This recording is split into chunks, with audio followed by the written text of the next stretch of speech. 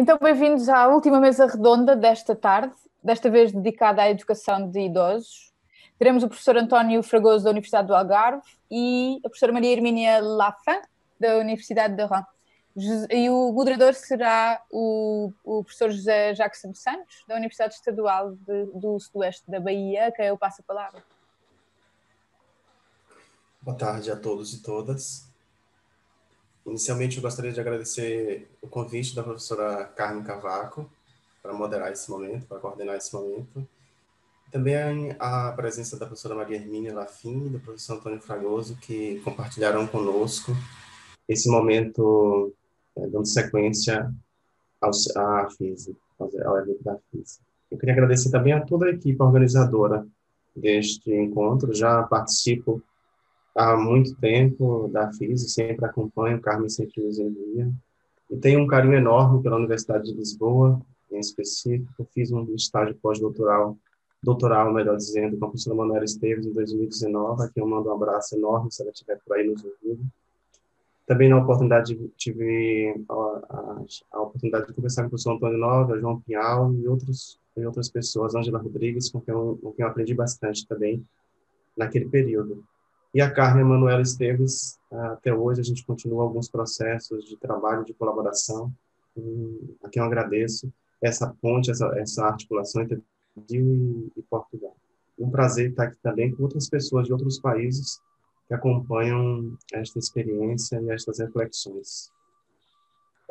No Brasil, hoje, o último dado era de 1.049 pessoas que já não estavam mais entre nós ontem, em razão da Covid-19, então eu queria pedir um minuto de silêncio, tanto para essas pessoas, quanto para as mais de 220 mil pessoas que não estão no Brasil, mais entre nós, e pelo mundo afora também. Só um segundo de silêncio.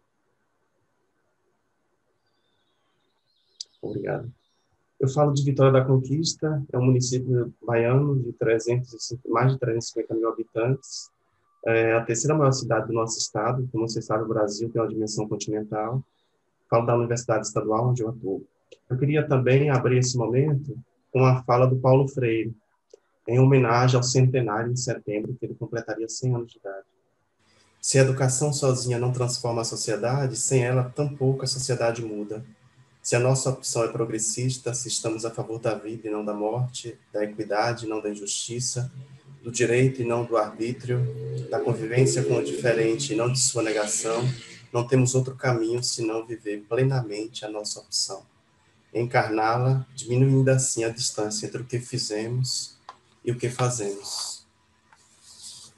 Quem dialoga primeiro conosco nessa tarde, eu vou chamar para conversar conosco, é o professor Antônio Fragoso, doutor em Pedagogia pela Universidade de Sevilha, professor associado da Faculdade de Ciências Humanas e Sociais da Universidade de Algarve, Portugal, coordenador do Centro de Investigação e Educação de Adultos e Intervenção Comunitária, editor da Revista Europeia de Pesquisa sobre Educação e Aprendizagem de Adultos, tem realizado investigação em educação de adultos, nomeadamente em educação e aprendizagem dos adultos mais velhos.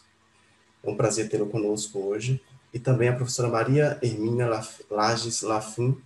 Ela realizou estágio pós-doutoral em Educação e Contemporaneidade pela Universidade do Estado da Bahia, doutora em Educação pela Universidade Federal de Santa Catarina, professora do programa de pós-graduação desta mesma universidade, coordenadora do Grupo de Estudos e Pesquisas em Educação de Jovens e Adultos nessa instituição, coordena também uma pesquisa interinstitucional financiada pelo CNPq, Projeto Fundamentos e Autores Recorrentes do Campo da Educação de Jovens e Adultos no Brasil, investigadora na área de Educação de Jovens, Adultos e Idosos e seus elementos constitutivos, membro do Fórum de Educação de Jovens e Adultos de Santa Catarina e da organização dos Encontros Internacionais de Alfabetização e Educação de Jovens e Adultos, UNEB, Universidade Federal de Santa Catarina, Brasil.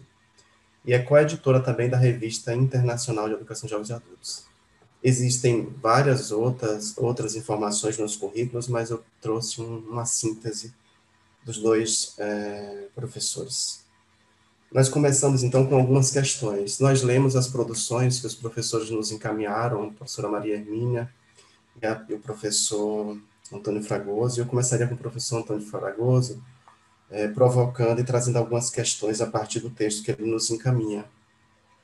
Por quais razões, professor, você considera urgente estudar o fenômeno do idadismo na contemporaneidade?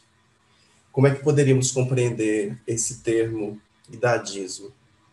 Como é que essa temática aparece na sociedade ocidental e na sua trajetória acadêmica e profissional? Gostaria de ouvir um pouco sobre essas questões. Muito obrigado. Em primeiro lugar, boa tarde a todos. Eu gostaria muito brevemente de agradecer imenso o gentil convite à organização da AFIRSE, em especial à nossa colega Carmen Cavaco, cumprimentar os meus colegas nesta mesa e, obviamente, cumprimentar também todos os participantes nesta sessão. E respondendo desde já às suas questões, começando pela importância de estudar o fenómeno do idadismo. Eu acho que o fenómeno do idadismo é efetivamente muito urgente de analisar, por muitos motivos, mas há dois ou três que eu destacaria e que são básicos. O primeiro é que há uma escassa investigação produzida em Portugal sobre o assunto, contrariamente a outros países, mas em Portugal é muito raro nós encontrarmos investigação sobre o tema. Em segundo lugar, porque o tema é invisível em termos sociais, em termos públicos, muito poucas pessoas sequer conhecem o significado do termo, quanto mais os seus conteúdos. E em terceiro, o idadismo é muito mais frequente do que aquilo que nós podemos pensar à primeira vista. E apenas para dar um pequeno exemplo, se nós olharmos para um inquérito que foi realizado em 28 países europeus, obtendo respostas de cerca de 55 mil pessoas, este questionário mostrou que o idadismo é a forma de discriminação que é mais amplamente experienciada na Europa e para todos os grupos de idade.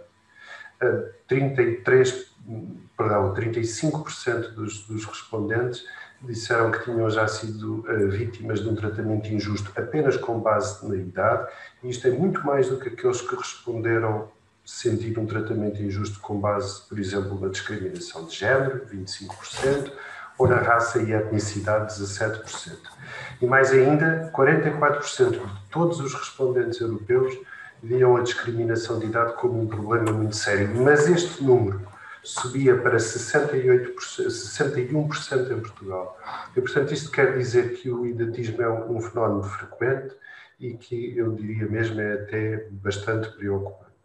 Quanto à raiz mesmo do fenómeno em si, é evidente que ele está nas imagens negativas que se foram estabelecendo, criando e legitimando sobre o envelhecimento e sobre é evidente, há muitos fatores que contribuem para estas percepções. Há muitos que são básicos e já estão na literatura há mais de 20 anos e que eu posso citar brevemente. O mais básico de todos é mesmo o medo da morte e da decadência, que nos afasta quase naturalmente até mesmo do convívio com os adultos mais velhos. Há também, pelo menos desde os anos 50 com muita força, os anos 50 do século XX, uma grande ênfase na cultura da juventude, e os média não têm feito outra coisa senão disseminar esta cultura da juventude. E por último, eu destacaria também a força inegável da economia e da produção, porque ao longo dos últimos 40 anos foram criando a ideia central de que um ser humano só é útil quando é produtivo. Isto tem criado, por exemplo, enormes problemas às pessoas que fazem a sua transição para a reforma ou para a aposentadoria, pensando num termo mais utilizado no Brasil. Quem pela primeira vez utilizou o termo idadismo foi Butler nos Estados Unidos, aliás, no editorial de uma revista em 1969, e na altura definiu apenas como o preconceito entre grupos de idade. Depois, nos anos 80, atualizou um bocadinho e falou também dos estereótipos e da discriminação contra as pessoas apenas porque elas são mais velhas. E é evidente que o conceito tem uma longa história já. Eu vou socorrer-me de um artigo de revisão conceitual para dizer que hoje em dia há três elementos centrais no idadismo. Os estereótipos, que podem ser positivos ou negativos, os preconceitos ou os mitos, e depois, evidentemente, a discriminação, que é mais visível, ou contra ou em benefício das pessoas, apenas com base na sua idade cronológica ou nas suas percepções sobre o que significa ser mais velhos, idosos ou outros rótulos que possamos pensar. De qualquer das formas, é importante também dizer isto. O preconceito de idade pode ser implícito, pode ser explícito, pode ser expresso a todos os níveis, desde um nível micro, meso ou macro, é muitas vezes negligenciado, é muitas vezes internalizado pelos próprios adultos mais velhos, o que explica outras coisas de que falaremos mais adiante. E não há dúvida nenhuma que aparece em muitos domínios da vida social e que, concluo, é a mesma forma de discriminação mais difundida nas sociedades europeias contemporâneas, mesmo que seja às vezes um fenómeno inconsciente. Eu só não falei sobre o meu percurso pessoal, porque enfim, o interesse no idadismo vem na sequência de 2 ou 3 projetos de investigação que eu fiz sobre adultos mais velhos e a percepção do quão importante é. E eventualmente haverá outros motivos pessoais, mas por agora descanso para não amassar mais as pessoas. Ótimo, professor, muito obrigado. Há um outro elemento que você traz no texto, muito importante do meu ponto de vista, em relação a resultados de pesquisas. E também a esse fenômeno no contexto especificamente europeu. E essas implicações em 2 espaços, eu diria. Um no âmbito do local de trabalho e outro no contexto da vida do sujeito. Então, como é que o que é que esses resultados, o que é que você poderia trazer para a gente em relação a esses resultados de pesquisas que tratam do idadismo e das implicações em relação a esses 2 aspectos? Certo. Eu se calhar vou mesmo então começar pelas implicações do idadismo na vida dos sujeitos, em primeiro lugar, e depois no mundo do trabalho, se calhar um bocadinho mais demoradamente. Quando nós pensamos no idadismo na vida social cotidiana, é certo e sabido, isto é mostrado pela investigação, que o idadismo afeta de forma concreta a saúde dos adultos mais velhos, afeta a sua performance cognitiva e afeta mesmo até a sua longevidade. A própria internalização dos estereótipos e dos mitos pode explicar isto, enfim, da mesma forma que determinadas masculinidades hegemónicas explicam porque é que os homens vivem menos, mas o mecanismo é quase igual. Mas estas são consequências sérias. O idadismo é mais intenso geralmente quanto maior é a idade das pessoas, mas é preciso dizer que não são os adultos mais velhos só que sentem o idadismo. Aliás, nós lembramos bem em Portugal do fenómeno da geração rasca e da difusão deste enorme estereótipo geracional que esteve em voga durante muito tempo e que depois, aliás, foi criado e recriado pelo movimento social que surgiu em 2011, que mudou este rótulo para geração arrasca, dando-lhe um sentido completamente diferente. Quanto à questão do idadismo no mundo do trabalho, ela parece-me de facto fulcral, porque o mundo do trabalho vai sofrer transformações muito profundas num futuro muito breve, se é que não está a sofrer já, em virtude do envelhecimento da população mundial que está em curso. Ora, quando nós olhamos para o idadismo no mundo do trabalho, ele é evidentemente constituído por estas crenças e expectativas acerca dos trabalhadores apenas com base na sua idade. E isto quer dizer que inclui coisas muito diferentes e eu vou dar alguns exemplos que vêm na literatura.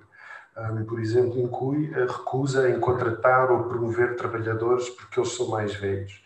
Inclui a reforma forçada, independentemente da capacidade das pessoas para trabalhar. Inclui, às vezes, salários mais baixos. Inclui a exclusão dos programas de formação, que é notória, aliás, em todos os setores tecnológicos, já para não falar, por exemplo, de um estudo de caso a nível mundial, que é o setor bancário. E nós, em Portugal, conhecemos bem o que se passa no setor bancário. Inclui a obtenção de classificações mais baixas, quer seja em entrevistas de emprego, quer seja em avaliações de desempenho. E depois, a um nível relacional, inclui também piadas idadistas, tratamento desrespeitador, quer por parte de empregadores, colegas ou clientes, e até, num certo extremo, pode incluir a humilhação e a intimidação por causa da idade. Agora, em termos específicos, isto tem, obviamente, consequências no local de trabalho, quer seja para os trabalhadores, quer seja para as organizações. E eu vou dar alguns exemplos também comprovados pela investigação. Quer dizer, sabe-se que o idadismo no local de trabalho diminui a dedicação, o sentimento de pertença ao local de trabalho, o compromisso organizacional, produz menor satisfação no trabalho. Também sabemos que os estereótipos múltiplos podem levar a níveis crescentes de conflito, bem como a maior nível de absentismo, e para as próprias organizações e isto está contabilizado até mesmo pelos economistas, leva a perdas de produtividade, de desempenho, etc.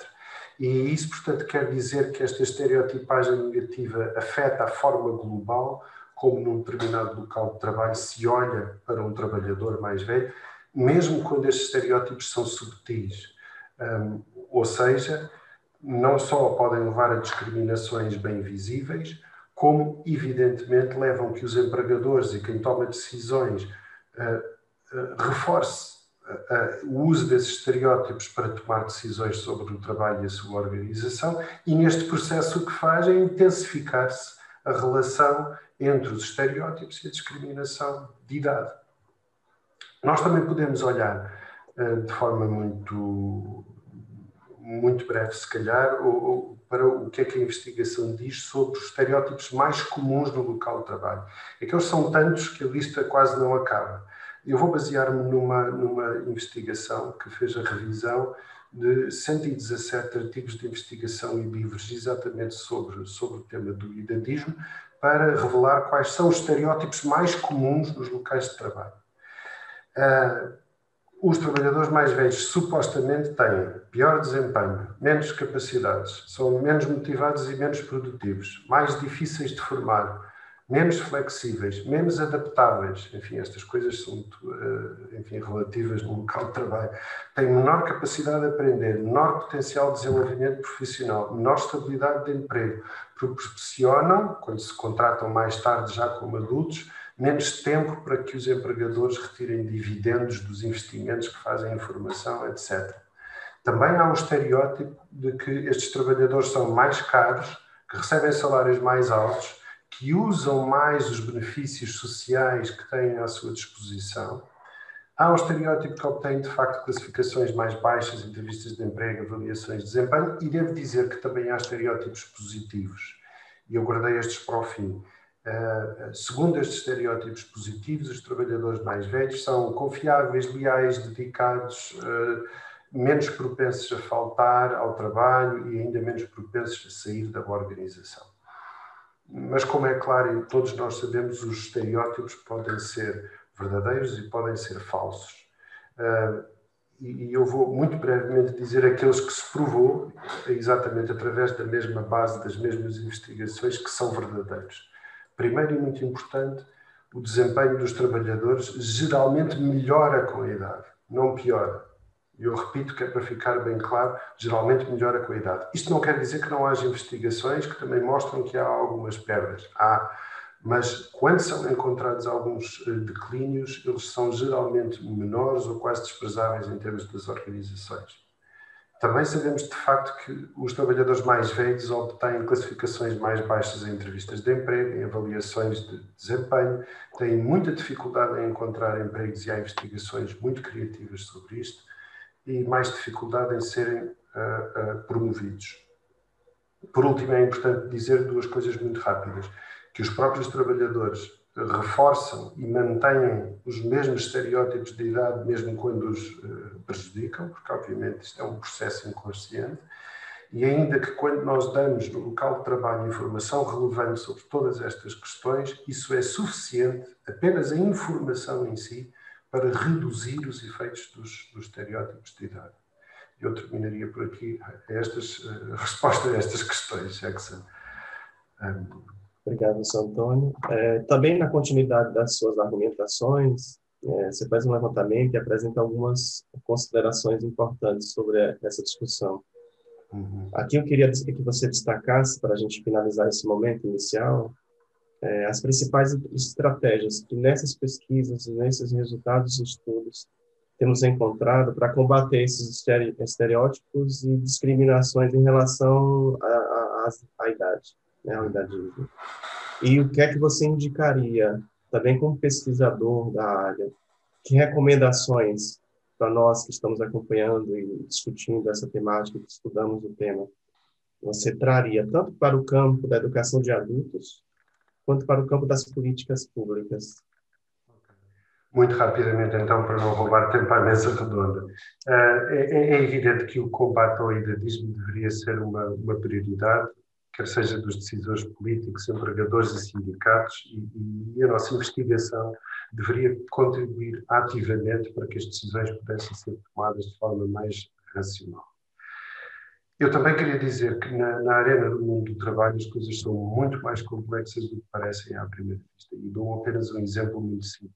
Aquilo que parece idadista às gerações mais velhas, como por exemplo a tal forma forçada que acontece em quase todos os países do mundo, significa, por outro lado, a possibilidade de integração para os trabalhadores mais novos, para as gerações mais novas. E nós sabemos bem quanto o desemprego jovem é realmente um problema, enquanto os Estados estão desejosos de lidar com ele e as pressões sociais que existem para que assim seja. Também sabemos que existe uma diretiva quadro da União Europeia que depois foi transposta para todas as legislações nacionais e que, enfim, que regula todos os aspectos da discriminação no emprego e distingue alguns aspectos que podem ser justificáveis de outros que não são justificáveis e, portanto, deveriam ser ilegais. Mas aqueles que são justificáveis incluem coisas tão básicas como, ou tão complexas como, a política de emprego legítima, o mercado de trabalho e os objetivos da formação profissional. Ora, isto é quase equivalente a afirmar que quase tudo é justificável desde que o Estado ou desde que os restantes atores políticos demonstrem a legitimidade das políticas, mesmo quando essas políticas podem ser idadistas para um extremo e forçando a ação positiva por outro extremo. E, portanto, há enormes tensões que eu diria que têm tendência a aumentar e não para diminuir. Quanto aos argumentos para que as políticas públicas possam ajudar, de facto, a combater o idadismo, há muitos. Em primeiro lugar, porque as boas relações entre trabalhadores de diferentes idades não são só justificadas por argumentos de justiça ou de valores sociais. Quer dizer, a investigação mostrou que os contactos intergeracionais de alta qualidade no trabalho são benéficos tanto para os trabalhadores quanto para a organização. E os benefícios que os trabalhadores mais velhos trazem são variados, quer dizer, trazem as suas capacidades, trazem uma experiência muito grande, trazem sobretudo uma memória corporativa que as gerações mais novas não têm e muitas vezes solução criativa para os problemas. 2 minutos muito rápidos, prometo que é mesmo só 2 minutos, para as contribuições que a educação de adultos poderia dar para combater o idadismo. Bom, desde logo é fundamental que a educação de adultos possa promover ações de informação por um lado e de formação por outro, que fossem dirigidas não apenas aos trabalhadores e trabalhadoras de todas as idades, como é óbvio, mas que também incluíssem os outros atores sociais relevantes, ou seja, os empregadores, os gestores, as pessoas de recursos humanos, até mesmo as pessoas dos sindicatos, se estivessem por aí virados, na tentativa de, sobretudo, desconstruir os muitos estereótipos que existem nesta questão e para promover, de facto, ações que, combatendo o idadismo, pudessem ser positivas para todos. Estas ações de informação e informação poderiam perfeitamente dar-se também noutros contextos comunitários, para além do próprio local de trabalho. E uma palavra apenas muito pequenina sobre os contactos e sobre a aprendizagem intergeracional, porque eu não vou falar até porque há uma mesa redonda amanhã exatamente sobre este assunto, mas eu devo dizer que eles têm muito que ver com o idadismo, porque já há muito tempo, desde o final dos anos 90, que a investigação mostrou que altos níveis de contacto com pessoas mais velhas são preditores para baixos níveis de estereótipos etários, independentemente da idade do observador. Também muito importante, as pessoas mais novas, quando lhes é dada a oportunidade, têm sempre tendência para ver os mais velhos de forma positiva e até mesmo significativa. Ou seja, como conclusão, promover, fomentar os contactos intergeracionais e promover todas as experiências de aprendizagem intergeracional, seja em que contexto for, poderia ser fundamental para reduzir o fenómeno do idadismo em todos os sentidos e resta-me, obviamente, esperar que a educação de adultos possa começar a fazer. E para terminar, eu esqueci-me de agradecer aos tradutores que têm aqui uma função importantíssima e, portanto, o meu obrigado, porque ninguém queria estar nos sapatos deles. Obrigado. Obrigado, professor Antônio. Obrigado aos tradutores também, às tradutoras que estão aí conosco. Esqueci, não agradeci. Nós damos continuidade a essa nossa conversa desse momento a partir da fala da professora, com base na fala da professora Maria Hermínia, uma companheira de trabalho de anos já aqui no Brasil, na nossa universidade, uma referência para nós no Brasil, na área da educação de jovens e adultos também.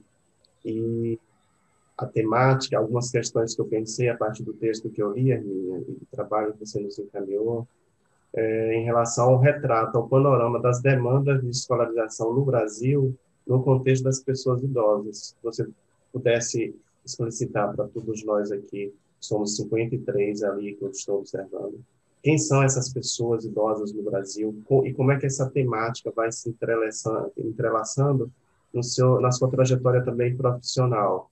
Eu verifiquei que você tem bastante dados, bastante informação para trazer, e para focalizar esse aspecto das pessoas idosas, em especial, que é a temática da mesa. Dizer para o professor Antônio que já é uma pergunta lá no nosso Question and Answers, e depois nós vamos conversar sobre, tá bom?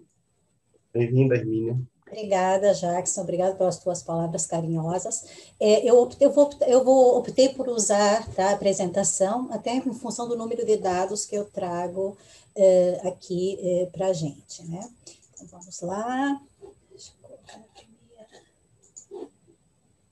Já está aparecendo a apresentação? Sim. Já, então vamos lá. Bom, a fala então, de hoje, né, o objetivo, o pedido, né, da FIRSE era que se trabalhasse sobre a questão da educação de idosos, né, e quem assistiu agora há pouco as mesas anteriores, né, houve uma discussão entre educação e formação. E, nesse contexto, né, eu deixo claro que a minha opção aqui, e aí, como o Jackson diz, eu venho pesquisando educação de jovens e adultos no sentido de educação básica, né, que muitas vezes ainda não é garantida no Brasil para toda a população, e, portanto, a minha fala vai centrar na questão das contribuições da escolarização em si, né, para as pessoas idosas. Nesse sentido, eu agradeço muito o convite da FIRSE, particularmente a professora Carmen Cavaco. Digo que é um prazer muito grande, que me deixa também um pouquinho nervosa, né, porque eu estou falando, então, da Universidade Federal de Santa Catarina, mas eu sou portuguesa, eu sou do Porto, né, moro há muitos anos no Brasil, né, então é um prazer especial. Carmen, eu fiz um convite, estou com a minha prima, Laura Lages, do Porto, me assistindo, né, porque ela trabalha também com formação de adultos, ela tem alguns trabalhos, né, com instituições de adultos, e eu convidei-a, né, é um prazer, então, estar falando, né, não só para Portugal, como também para a França e outros lugares, né, do mundo que estão nesse evento. E a minha fala vai se focalizar em dados de duas pesquisas. Uma, desse processo de educação de jovens e adultos no contexto muito mais de educação de adultos, né, na realidade, mas veja enquanto conceito mais amplo que a gente vem utilizando no Brasil, pela incorporação do jovem, no núcleo de estudo da terceira idade, da Universidade onde eu trabalho, e também de uma dissertação de Cássia Machado, minha orientanda, sobre o empoderamento de idosos no núcleo de estudo da terceira idade, né? O Antônio falava há pouco, né, da questão das estratégias para enfrentamento do idadismo, né? Eu penso que esse trabalho da Cássia nos ajuda a pensar algumas estratégias também no combate a essa questão dos estereótipos. Com relação a esse panorama, Jackson, acho que é importante situar, né, e eu trago aqui um jornal da USP, em que em 2003, em 2030, esse jornal apontava que o Brasil terá a quinta população mais idosa do mundo, né? E que ele indica que o maior problema é a ausência de sensibilidade administrativa para conduzir os serviços sociais, né, e educativos para com essa população.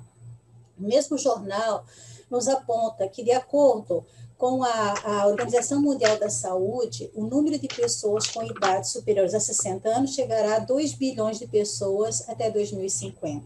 Né? E o Ministério da Saúde aponta que o Brasil, em 2016, já contava com a quinta população idosa do mundo, né? E que em 2030 esse número ultrapassará um total de crianças entre 0 e 14 anos. Então, diante disso, é fundamental pensar em políticas que possam atender de forma adequada a essa parcela numerosa da população. Nesse sentido, não está passando adiante, ainda uma reportagem da associação do IBGE, né, nos traz, o IBGE é um órgão nacional que faz o levantamento das amostras, né, por domicílios, que o número de idosos vem crescendo, que cresceu 18% em 5 anos, e nessa reportagem diz que ultrapassaria 30 milhões em 2017. Já ultrapassou, já estamos com mais de 37 milhões de idosos em termos de Brasil neste momento. Então, por que eu estou trabalhando com a questão da educação nessa conversa agora? Porque compreendemos a educação como um direito, né, de todos, porém o acesso aos processos de escolarização, né, aquilo que o Comênio já nos apontava, né, a questão da universalização, ela ainda não dá conta da população brasileira, de toda a população brasileira. Portanto, contamos no Brasil com uma grande demanda potencial de EJA não atendida, né, que é atualmente aumentada pelo contexto da pandemia, com certeza. Nessa primeira imagem, né, nós percebemos, então, que 6,6% da população brasileira vive em estado de analfabetismo. Isso corresponde a mais de 11 milhões de pessoas. E quando a gente olha nesse mapa, né, nesse gráfico, né, os índices maiores estão na região norte e nordeste.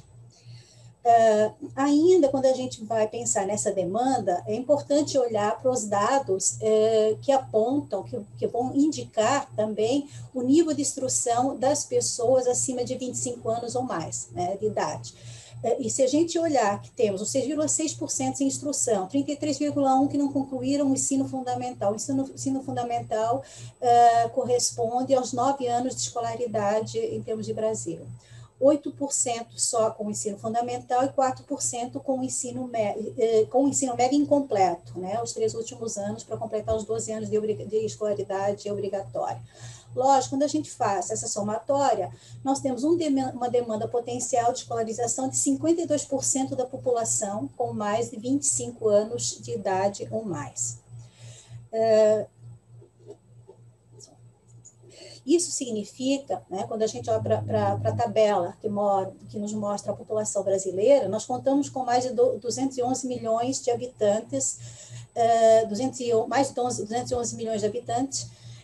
Eu não sei se a progressão de nascimentos vem se dando na mesma progressão das mortes que nós temos vivenciando pelo Covid, né? Então, esses números, a gente questiona como estariam, né? 200 mil, mais de 200 mil pessoas é um número assustador, né, de mortes, mas quando a gente olha, né, para as pessoas com 25 anos ou mais, nós contamos com mais de 141 milhões. Se temos uma demanda de 52% de atendimento, né, em números absolutos, né, corresponde a mais de 73 milhões de pessoas que não concluíram os 12 anos de escolaridade básica, né, entre eles aqueles que não tiveram instrução, que estão em estado de analfabetismo. Isso nos mostra uma demanda muito grande de atendimento, quanto a EJA ela é entendida como uma modalidade na educação, né? Ela é garantida pela Lei de Diretrizes e Bases da Educação, mas ela só dá conta, claro que ela sendo uma educação voltada aos adultos, há uma obrigatoriedade do Estado fornecer esse processo educativo, mas a obrigatoriedade do sujeito funcionar, isso não se dá, quer dizer, ele é um direito subjetivo, né? Ele seleciona esses processos educativos pelo desejo, pela necessidade. Mas nós damos conta somente de mais de 3 milhões de matrículas. Então, do número de 73 milhões para 3 milhões é um número muito pouco que ainda é sendo feito. Então, a gente precisa garantir a oferta, né? E o Sérgio Haddad sempre dizia, né, que a oferta da EJA faz a sua demanda. Quando a gente vai olhar para a questão dos idosos, né, se nós temos 11 milhões de pessoas em estado de analfabetismo, nesse gráfico aqui, um dado de 2019, contamos com 18% da população idosa em situação de analfabetismo. Isso significa 6 milhões de idosos nesse estado. Portanto, quando a gente olha, porque quando a gente olha os idosos, né, são acima de 37 milhões, né, deles em 18%, né, em estado de analfabetismo, isso e contamos com 11 milhões de pessoas em estado de analfabetismo, metade da população que se categoriza, digamos assim, como situação de analfabetismo, é metade, né? Os idosos compõem metade dessa população, desses índices de analfabetismo em termos de Brasil. E isso nos mostra, né, no próximo gráfico, esse panorama do que tem se dado nos últimos anos. Então, quem são essas pessoas que estão em situação de analfabetismo, né, que oscila entre 6 milhões, 5 milhões de pessoas.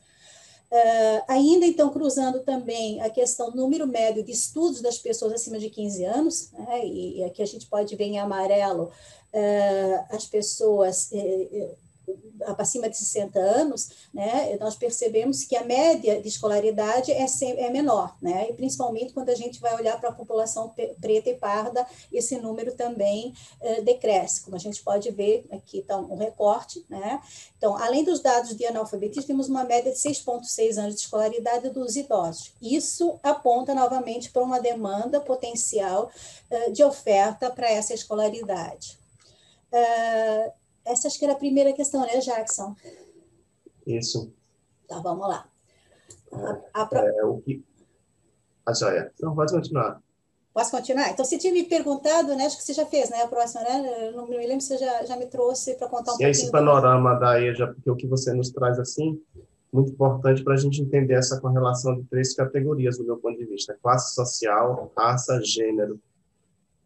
Então, são uma articulação que a gente vê bem, uma presença muito marcante nos seus gráficos e nos seus estudos.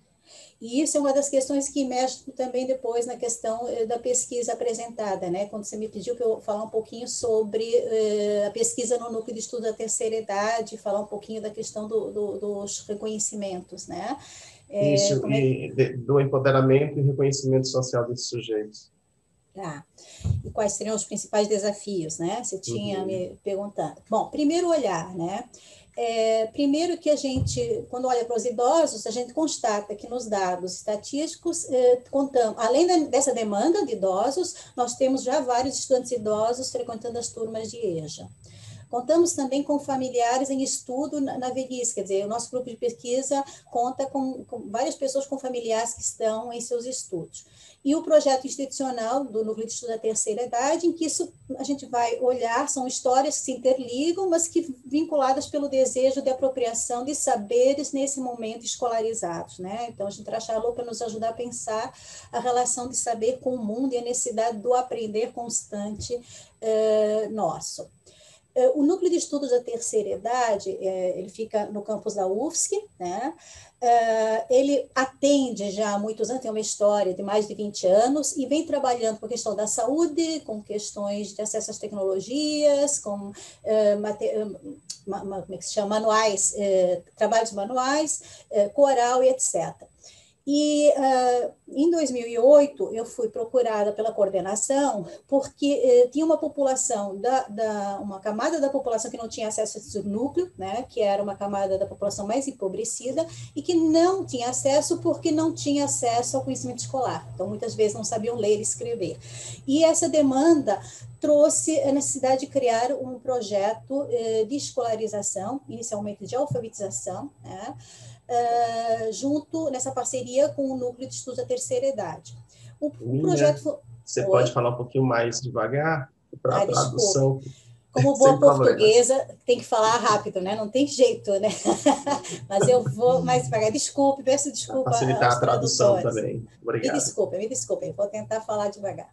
Esse projeto, então, foi nessa articulação e trabalhou inicialmente com pessoas voluntariadas que tinham estudado gerontologia nesse núcleo.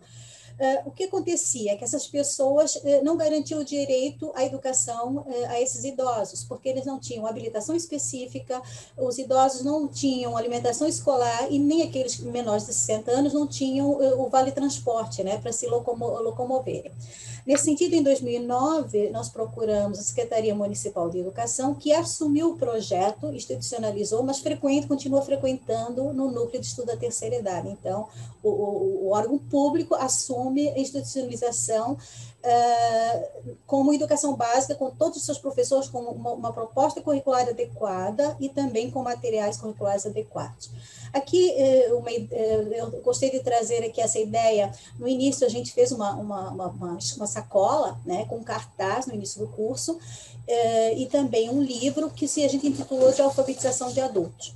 Esse livro, a gente começou a observar que as pessoas traziam a sacola, aquela sacola que tem um plástico na frente, elas tiravam o cartaz ou viravam do avesso.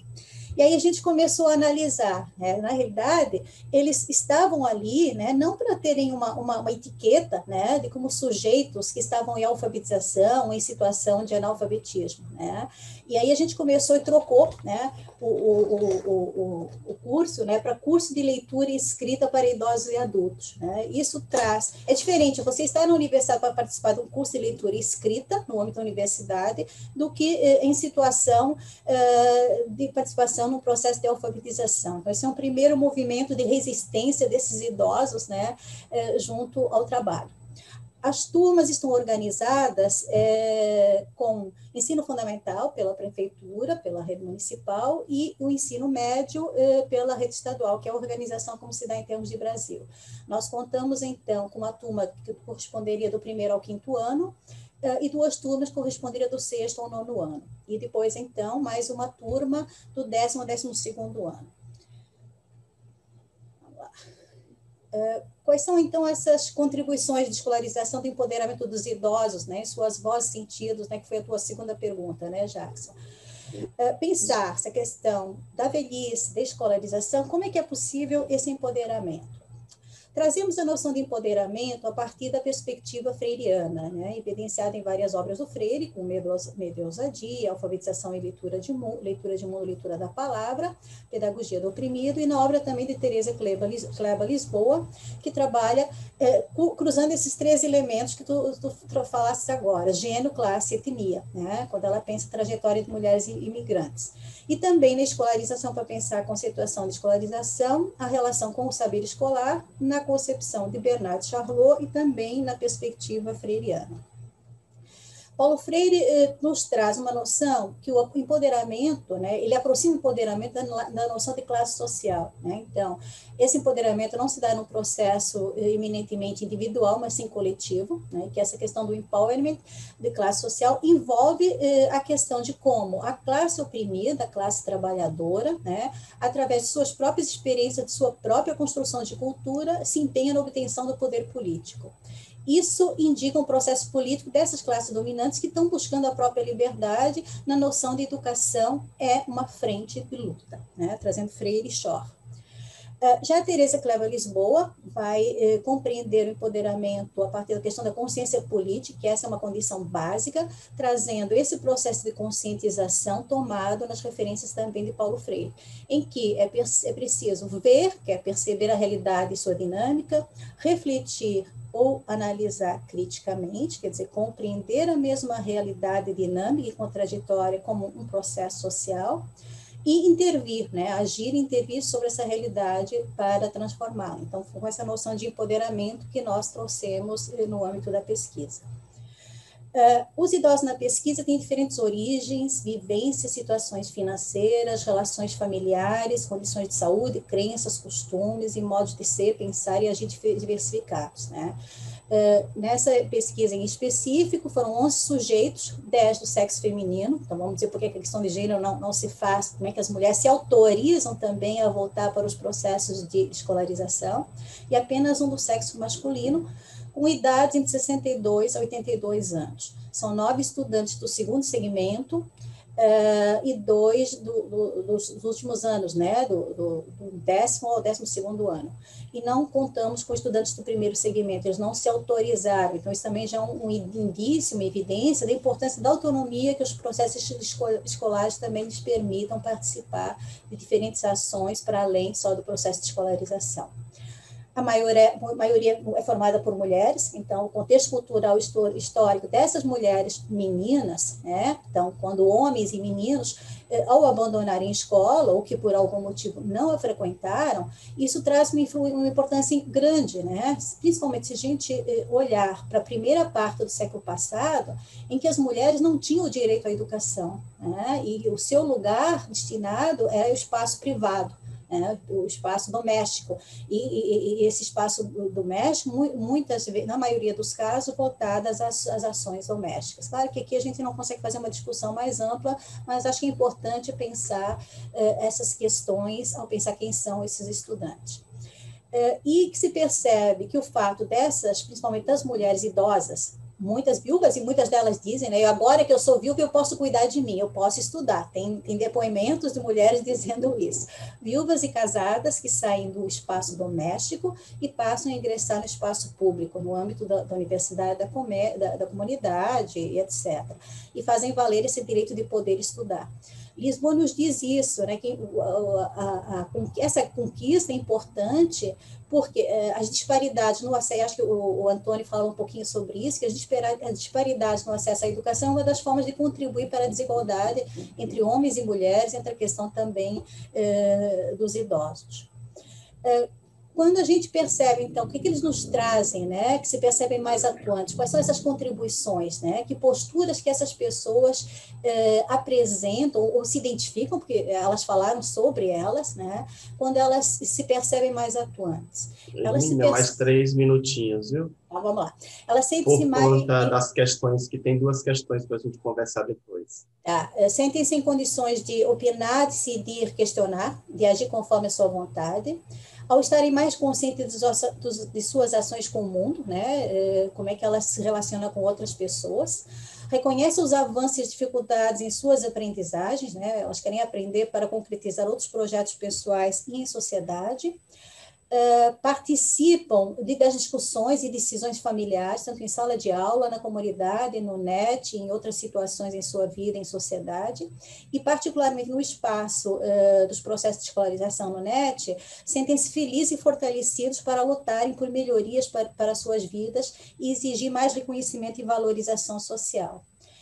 Já aqueles que não se percebem como tão atuantes, elas ainda têm um certo grau de dependência dos familiares e outras pessoas, então moram com parentes, não mais administram suas finanças, possuem problemas de saúde, etc., e revelam que a educação vem ajudando a superar problemas pessoais e encontrar sentidos para a sua vida. Também eles sentem-se acolhidos e respeitados pelos colegas e professores e por todos os funcionários, né, que trabalham com eles, que consideram que ainda não avançaram o suficiente em seus estudos. E muitas vezes eles não querem passar para a fase seguinte, eles querem permanecer ainda porque eles não se sentem seguros ainda para ir para frente. Paula, de 73 anos, nos disse: eu me sinto muito valorizada aqui no NET, porque aqui somos só nós, da terceira idade. Todas as pessoas são da mesma idade, estuda, e tudo, né, é melhor. E os professores são maravilhosos. Todo o pessoal do NET também. E tem uma professora que, quando a gente não vem, ela liga, ela telefona para saber o que está acontecendo. E ela dá muita segurança para a gente nos estudos. Como um elemento fundamental, né? E a gente nos percebe a compreender o idoso como um ser politizado no mundo, e que se percebe esse empoderamento, né? Indícios desse empoderamento pelo engajamento político dos estudantes, que trouxe algumas conquistas. A implementação dessa turma, do 10º ao 12º ano, foi uma reivindicação deles mesmos, junto com os professores, que fizeram os estudantes, junto com os professores, todo um movimento social para a implementação, essa parceria com a rede estadual, dessa turma de ensino médio dentro do NET.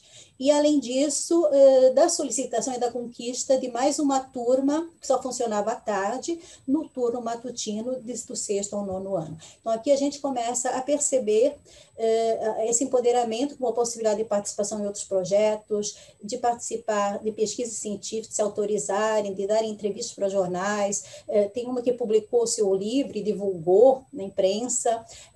Então, eles participam de palestras no sentido de trazer uma visão positiva sobre a sua própria velhice. Acho que seria isso, Jackson, até agora.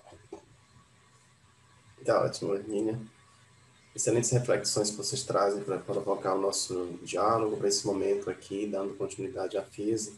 Há duas questões, considerando o tempo que a gente tem, que eu gostaria de socializar para vocês. Lívia da Cruz, eu queria te agradecer, Lívia, pelas duas questões que você nos coloca. A primeira delas é direcionada ao professor Antônio. Em um dos seus artigos, reforça... um minutinho. Em um dos seus artigos, você reforça a questão do nós, nas relações intergeracionais.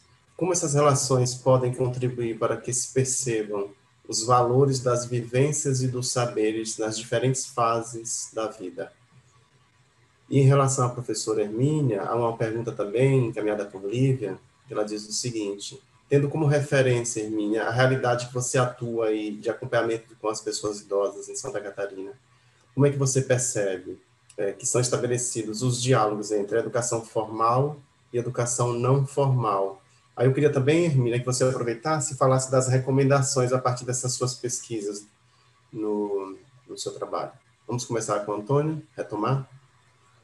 Sim, eu vou ser muito breve, enfim, começo por agradecer a questão. Vamos lá ver, o valor das vivências e dos saberes na aprendizagem e nos contactos intergeracionais. Em primeiro lugar, eu acho que há que distinguir duas coisas. Contactos intergeracionais não é aprendizagem intergeracional. São duas coisas completamente diferentes. Para que haja uma aprendizagem intergeracional, nós temos que ter pessoas de duas ou mais gerações diferentes e essas pessoas das duas gerações têm que aprender com a outra, obviamente. Ou seja, tem que haver uma aprendizagem mútua. Não pode haver uma aprendizagem unidirecional. Isso não é, por definição, quando há uma aprendizagem intergeracional, aprendizagem intergeracional. Portanto, é evidente que quando nós temos experiências ou até mesmo em laboratório natural, na vida cotidiana, eventos de aprendizagem intergeracional, é porque as pessoas efetivamente estão a partilhar, estão a trocar aquilo que são, baseados nos seus valores, há alguma coisa. E, obviamente, os outros estão a aprender. E, nesse sentido, é fundamental. Isto já não tem que ocorrer quando nós estamos apenas a falar de contactos. No que respeita ao idadismo, as duas coisas são excelentes. E até mesmo os contactos sem nenhuma aprendizagem declarada, identificada, etc., têm um valor importante, porque, volto a recordar, uma das raízes do idadismo é precisamente o afastamento em relação às outras gerações, sejam mais velhas ou mais novas, o momento da decadência, etc., etc. E, portanto, tudo aquilo que nós possamos fazer para promover as partilhas e os encontros dessas gerações, e mais ainda, mais do que isto, para que as pessoas realmente possam aprender umas com as outras neste sentido, é obviamente benéfico. E é a única resposta que eu posso dar nesta altura. Para o resto, teremos que ver a mesa da manhã, que há de adiantar mais, com certeza. Hermínia. Então, Jackson, vamos lá se eu entendi a pergunta da Lívia primeira, né, que era a relação dos saberes não formais, né, com os formais. Se a gente partir da perspectiva freiriana, né, é fundamental, né, que nos processos formais, principalmente nos processos de escolarização, que a gente considere, né, essa cultura, esses saberes que os sujeitos trazem daquelas aprendizagens não formais, né, elas são fundamentais. Nós temos várias experiências, a própria Rede Municipal de Florianópolis tem todo um trabalho de valorização e de compreender também no espaço da sala de aula também esses saberes não formais, né? Então, acho que eles são pontos de partida, né? Eu preciso conhecer quem são os meus estudantes, eu preciso saber quais são esses seus saberes, quais são esses modos de pensar, para que eu possa trabalhar também na prática de sala de aula. Isso me traz para um conceito importante, que é o conceito de acolhimento, que eu venho trabalhando na educação de jovens e adultos, um acolhimento como ação intencional para o processo educativo, né? Quer dizer, os professores sempre me dizem assim, olha, eu trabalho conhecimento, mas eu trabalho também eu falo com eles sobre a vida, né? Sobre o que acontece. E esse acolhimento não é acolhimento piegas, é um acolhimento intencional no sentido de empoderamento do sujeito para o ato de conhecer, né? Um acolhimento de que ele também é capaz de aprender, e é importante que a gente considere esses saberes também formais. A segunda questão, já me pediu para eu falar sobre a questão das recomendações. Eu acho que destaca-se a questão da Política Nacional do Idoso, né, que foi homologada em 94, e do Estatuto do Idoso, homologado em 2003, e que é preciso sempre relembrar, rever esse Estatuto do Idoso, né, que muitas das coisas que estão nesse Estatuto não foram efetivamente cumpridas. Um deles é a questão do direito à educação dessa população, e que fala efetivamente da necessidade de adequações dos currículos, das metodologias e de materiais didáticos adequados a essa fase da vida, né? Ainda também a importância, acho que o Antônio falava um pouquinho dessa questão intergeracional, e um dos itens é que outras gerações tenham conhecimento sobre o processo de envelhecimento e que possam ter uma melhor convivência, socialização e valorização desses idosos. Então, acho que esse é um elemento também fundamental. Já no âmbito do ensino, aponta-se para essa questão da relação professor-estudante, né? Principalmente por pessoas que estão há muito tempo sem essa educação formal. E se a gente olhar agora, na época da pandemia, né, essa ausência do contato físico e da aproximação das pessoas, principalmente dos idosos, pela questão da necessidade de se recolherem para preservar a saúde, isso vem gerando também uma ansiedade e depressão, pensamentos negativos, sensação de solidão e abandono desses idosos. Então, manter o contato virtual, mesmo principalmente distante, né, precisa ser, com esses estudantes, saber suas rotinas, condições de vida, o que eles conseguem aprender formal ou informalmente nesse processo, isso é fundamental para fomentar a sua autonomia e o seu empoderamento. E, nesse sentido, esse acolhimento como ação intencional, eu acho que é imprescindível, para que a pessoa idosa possa se perceber confiante e valorizar os progressos que vem conseguindo mesmo afastada, né? Pensar que não existe uma idade certa para se aprender estudar, mas que é preciso se mantenha vivo o desejo de aprender. Como disse uma outra estudante, a Ilza, ela diz o seguinte: eu quero dizer para muitas pessoas que não desanimem, porque a vida é bonita e tem que ser aproveitada. E a EJA, ou seja, estão aí, fortalecendo a terceira idade de uma maneira muito especial, muito legal. Isso nos remete um pouco, né, ao esperançar de Paulo Freire. Esperançar no sentido de não esperar, né, mas de agir, né, para poder fazer acontecer no sentido de um mundo melhor, né? Otimismo da inteligência, pessimismo da vontade, pessimismo da inteligência, otimismo da vontade, como nos afirmava Gramsci. Muito obrigada. Ainda duas questões colocadas, professor Antônio, mais direcionada à discussão do idadismo. A segunda dela, eu penso que daria um outro encontro nosso também, para a gente pensar tanto o idadismo quanto a EJA no contexto da pandemia, como é que se vê essa relação, essa questão hoje. E também a Maria Cristina Faria, ela nos diz assim, que o idadismo de fato é uma realidade, mas existe um outro lado da questão, que é a situação das pessoas mais velhas pactuarem com a prática do idadismo. Perto da reforma, passam para o presentismo.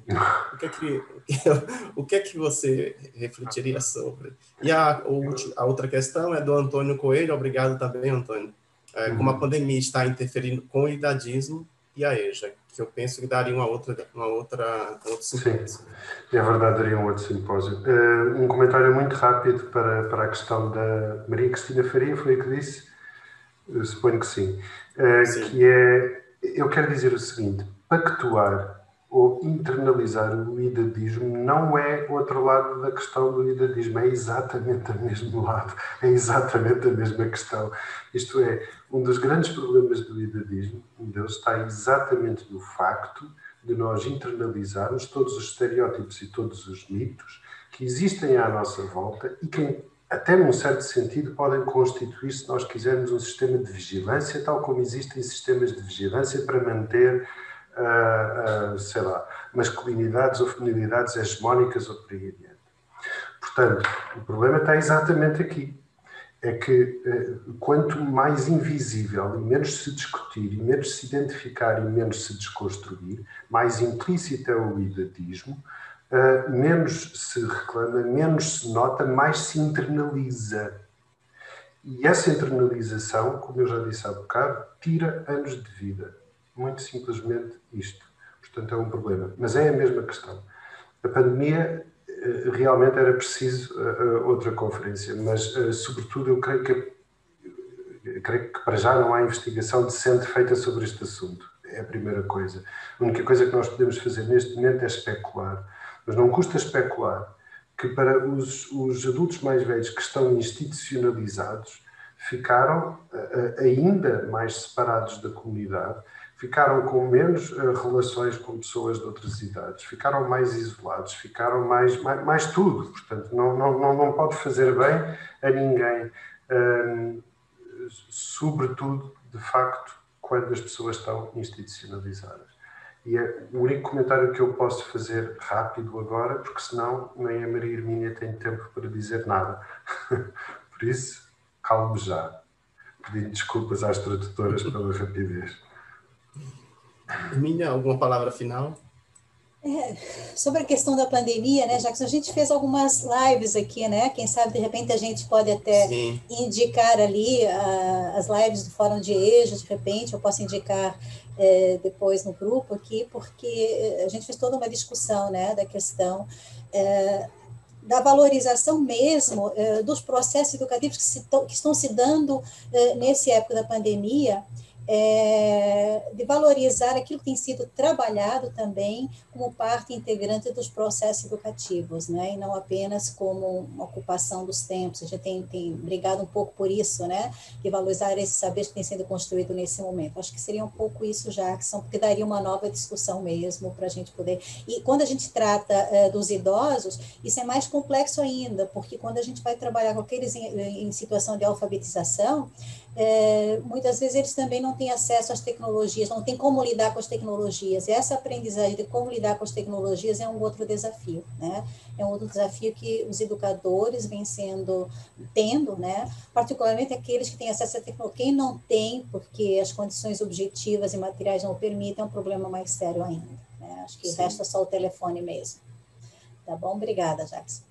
Nada, eu que agradeço a Hermínia, a Antônio, a Carmen, as tradutoras, aos tradutores, às mais de 50 pessoas que estão aí nos escutando, as perguntas encaminhadas também por Lívia, por Maria Cristina, por Antônio. Eu queria concluir esse nosso momento com frases de idosas com quem a gente tem trabalhado no Brasil em pesquisas em âmbito de mestrado. Dona Diva, de 72 anos, ela disse que o sonho da vida dela era fazer, ao menos, o nome dela. E ela volta para a escola em uma situação inusitada, em que a diretora grava um áudio, coloca um carro de som na rua, ela escuta esse áudio e, de imediato, vai procurar a escola para poder realizar sua matrícula. Aí, quando foi esse tempo agora, ela disse que já tem uns 3 anos, passou o carro anunciando, vem fazer uma aula na escola de noite. Aí eu falei, eu vou para lá. Bati aqui, fiz minha matrícula, e estou estudando até hoje. Ano passado, essa pesquisa que nós concluímos.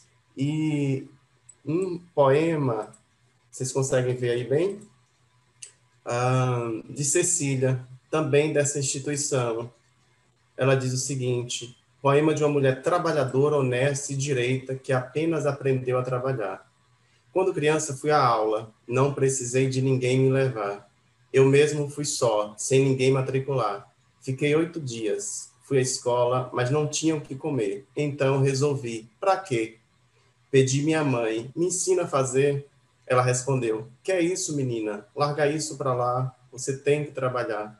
Saí e não quis mais saber da escola. Fui apenas trabalhar, pois eu precisava de ajudar. Cresci, fui jovem sem saber o que era ser criança ou estudar. Fui apenas trabalhar. Cecília, de 60 anos de idade, hoje ela está com 61, quando nós fizemos a pesquisa eram 60 anos, e ela disse para a gente que ela tinha um sonho, fazer uma tatuagem. Aí eu me lembrei, Hermínia, do empoderamento a que você se refere. Sempre sonhei em ter uma tatuagem, agora tenho. Veja, ela mostra para Marcelo, que é o autor dessa dissertação, que foi acompanhado por mim nesse trabalho, e ela mostra a tatuagem no braço. Eu me despeço de vocês, agradeço novamente, Carmen, um abraço a todos. Muito obrigada. Jackson, muito obrigada também aos oradores desta mesa redonda.